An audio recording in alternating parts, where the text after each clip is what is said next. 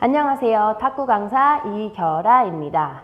이번 시간에는 규정집에 나와 있는 우리 모두가 다 지키고 그 규정에 따라서 하고 있는 탁구의 용구들과 그리고 경기 규칙에 대해서 알아보는 시간을 가지려고 합니다. 맨 첫 시간에 말씀드리긴 했었는데요. 탁구대의 높이는 76cm, 그리고 탁구대의 가로 길이는 152.5cm, 그리고 상대방 테이블까지 쭉 나열되어 있는 이 세로의 길이는 274cm입니다. 내 앞에 있는 이 가로 흰선, 테이블이 파란색이면 흰선으로 내 가로 앞에 있죠. 이 선을 엔드라인, 그리고 양쪽 바깥에 세로선 사이드에 있는 이 선은 사이드라인, 그리고 이 가운데 있는 이 흰선은 센터라인이라고 합니다. 이 센터라인을 기준으로 포핸드와 백핸드로 나눠지기도 하죠. 탁구는 라켓으로 공을 쳐서 네트를 넘겨 상대방 코트로 떨어뜨려야 되는 운동이죠. 바로 그 네트는 15.25cm라는 높이를 가지고 있습니다. 네트는 그냥 네트만 덩그러니 있는 게 아니라 네트 이 그물을 탄탄하게 지탱해주고 있는 지주와 지주봉이 있는데요. 지주봉에 네트를 껴서 지주에 쏙 집어넣거나 집게로 집어넣거나 하는 그런 형태로 네트가 되어 있습니다. 네트, 지주대, 지주봉, 이 세 가지를 네트 어셈블리라고 부릅니다. 보통 그냥 네트라고 얘기하지 네트 어셈블리라고는 얘기하지 않는데요. 네트라는 그 규정 안에 네트 어셈블리, 이 네트, 지주봉, 지주대 이 세 가지가 네트 어셈블리라고 불린다는 거 알아두시면 좋을 것 같습니다. 우리가 치는 이 탁구공은 흰색도 있고 보셨을지 모르겠지만 오렌지색의 공도 있습니다. 예전에는 오렌지색 공도 이렇게 치기도 했었는데요. 요즘에는 대부분 이 흰색 공으로 치죠. 둥글고 가볍고 무게는 2.7g, 2.8g, 지름은 40mm입니다. 우리가 치는 이 라켓은 이 라켓의 이 나무는 블레이드라고 얘기하는데 이 블레이드는 원목 재질이어야 되고 평평하고 단단한 재질로 되어 있어야 합니다. 그리고 이 크기는 굳이 상관이 없어요. 커도 되고 좀 작아도 되고 하는데 지금 이 정도의 크기, 그리고 라켓마다 크기랑 모양이 살짝씩 이렇게 달라요. 다른데 거기서 나한테 맞는 그 라켓을 찾으시면 됩니다. 사실 그것도 굉장히 어려운 부분이에요. 나한테 맞는 라켓을 찾는다는 거. 크기는 상관이 없다는 거. 이만큼 커도 상관이 없다는 거. 네, 생각을 해봤는데 라켓이 이렇게 크기가 상관이 없어서 이렇게 크게 되면은 어떨까? 공은 라켓에 많이 맞겠죠. 그런데 아무래도 스윙 속도가 느려질 것 같아요. 그쵸? 재빠르게 신속하게 뭔가 동작을 하거나 빠르게 공을 치지 못할 것 같아요. 이 나무에 이 라켓 블레이드에 부착되어 있는 이 고무, 이 러버는 빨간색, 검정색으로 되어 있어야 됩니다. 만약 패널더라면 빨간 면과 검정색 뒷판은 나무가 되어 있겠죠. 그리고 간혹 패널더인데 앞에 검정색 라바를 쓰는 선수는 뒷면을 빨간색으로 바꿔서 칠해야 되고 그렇게 됩니다. 같은 색이 아니고 무조건 빨간색, 검정색으로 이루어져야 한다는 거. 라바는 이 평평한 평면 고무가 있고 이질러버라고 이렇게 페인트 긴 이렇게 돌기가 길게 나 있는 라바, 또 짧게 나 있는 쇼핑볼 러버가 이렇게 있습니다. 규정에는 복장을 민소매와 반바지, 운동화로 착용해야 된다라고 이렇게 나와 있습니다. 그 뜻은 긴 팔과 긴 바지를 입으면 우리가 경기하는 시합 규정에는 맞지 않는 복장입니다. 자, 이제 경기를 이제 시작할 거예요.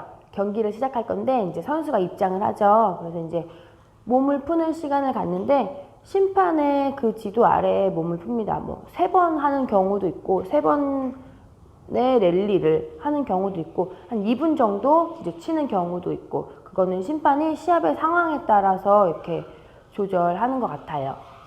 이제 심판이 누가 먼저 서브를 넣을 건지 이제 양쪽 선수를 불러서 라켓을 이렇게 확인하고 서로 라켓을 확인할 수 있게 어떤 라켓인지 어떤 종류의 라바를 쓰는지 이렇게 교환해서 보고 이제 토스를 해서 어떤 그 동전 같이 생긴 게 있어요. 초록색, 빨간색, 뭐 파랑색, 빨간색 이렇게 되어 있는 면이 있고 진짜 동전처럼 동전을 던지시는 분들도 있고 아니면 뭐 때때로 가위바위보로 정하는 경우가 있는데 그 누가 서브권을 갖게 되는지를 정하고 나면 서브권이 아닌 사람은 코트를 정할 수가 있습니다.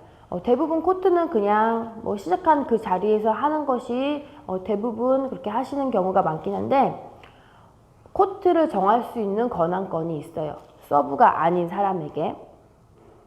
처음에 연습할 때 자리를 여기로 정했더라도 토스 상황에 따라서 코트를 바꿔서 경기를 시작할 수 있다는 점 알아두시면 나중에 그 자리가 좀 시작하기 불편한 자리가 있으실 수도 있어요. 뭐 공을 던졌을 때 천장에서 내려오는 불빛이라던가 뭐 주변 환경이라던가 이런 분위기를 내가 시합에 적응하기에 편한 코트를 정하실 수 있습니다.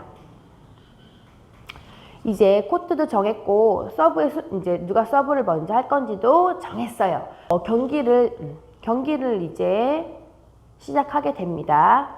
자, 서로의 각자 자리에서 서브권을 가진 사람이 먼저 시작을 하는데요. 탁구는 11점 게임입니다. 5전 3승제가 있고 7전 5승인데요.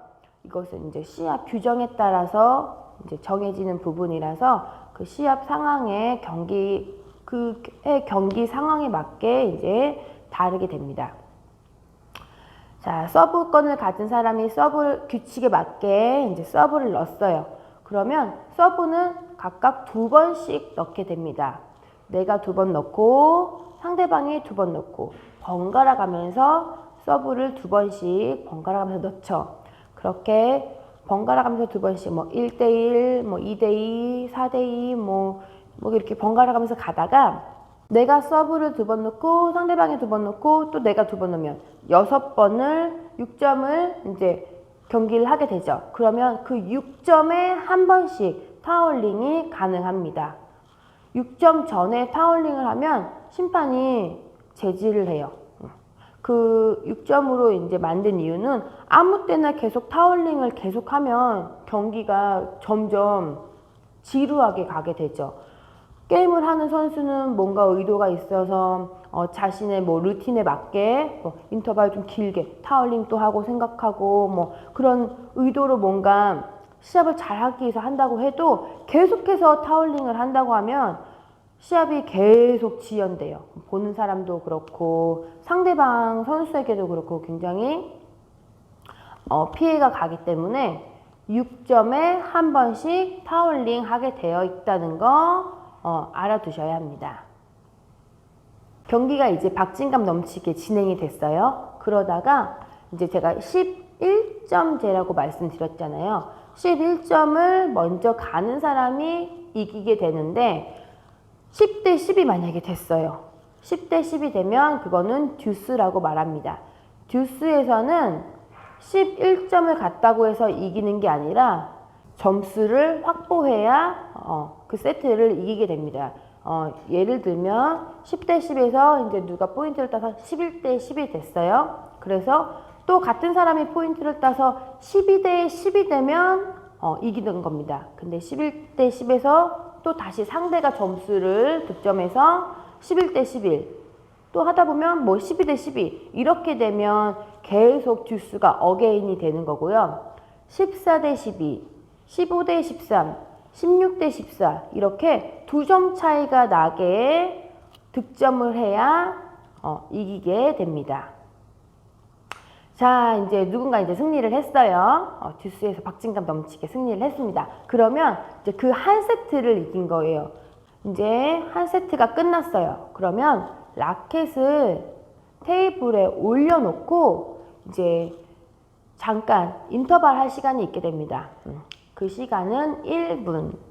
1분 동안 코치의 조언을 들을 수도 있고 땀을 닦거나 물을 마실 수도 있고 쉬면서 잠깐의 인터벌을 가지면서 작전 타임을 세트와 세트 중간에 항상 가질 수가 있습니다. 이것도 시간이 제한되어 있는 터라 심판이 부르면 오게 되어 있죠. 그러면 전에 했던 코트에서 경기를 하는 것이 아니라 돌아서 반대쪽 코트에서 게임을 하게 됩니다.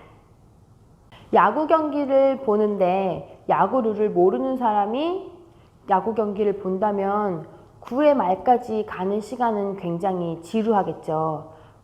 아마 9회 말 투아웃에 만루가 돼도 룰을 아는 사람보다는 박진감 넘치고 긴장감 있고 재밌고 스릴 있고 야구를 즐기면서 보지 못할 것입니다. 그러나 경기 규정을 알고 경기를 관람한다면 더 재밌게 빠져들면서 경기를 관람할 수 있겠죠. 이미 여러분들이 다 알고 계실 것 같은 탁구 규정이긴 하지만 한 번 더 정리하면서 우리 라켓을 처음 들고 구장에 찾으신 분들, 초보분들에게 도움이 되는 영상이었으면 하는 생각입니다. 탁구 규정을 알고 배운다면 조금 더 재밌게 구장에서 회원님들끼리 게임도 하시고 연습도 하실 수 있을 테니까요. 오늘 영상 여기서 마무리하도록 하겠습니다. 오늘도 즐겁고 행복한 하루 되세요. 감사합니다.